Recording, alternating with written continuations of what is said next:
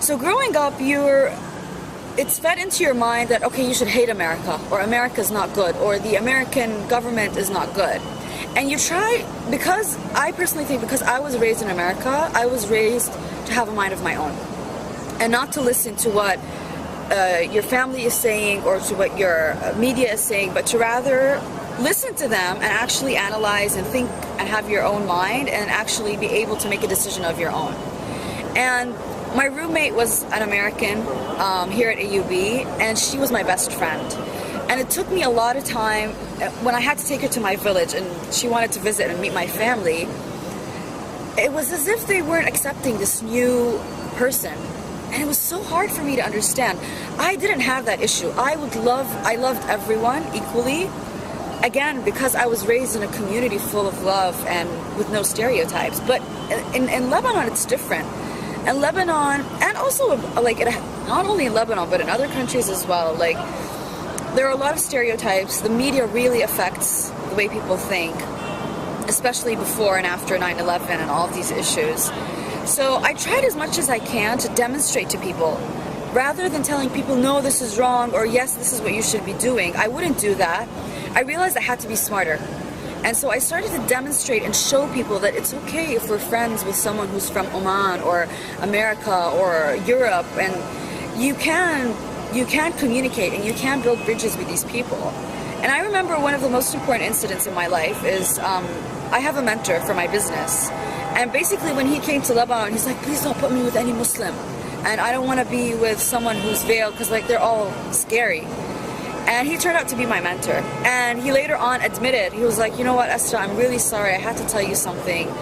I judged you, I put stereotypes on you, and you've really taught me more than I've ever intended to teach you. And we became best of friends. And even after our mentorship is over, we are still gonna, communicate and talk. But it's because I showed initiative. And I showed him that even if I'm veiled and if you have your stereotypes against me, or I'm Arab, or I'm from a Muslim society, I'm still willing to come and to talk to you.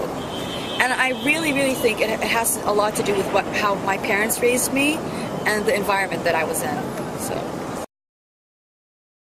well, if everyone's telling you like Arabs are not good people and you should not communicate with them and try to avoid them as much as possible, and vice versa, Americans are not good people, it takes a lot of inner strength to actually break that barrier that your family, the community, the media, and all of these other factors have built into you. So that's why I think communication, in terms of us taking that extra step and introducing yourself to a guy named John and saying, hey, my name's Esther, I'm from Lebanon, where are you from? And once you get to know who they are and what they do, it starts to break those barriers and you really start to connect.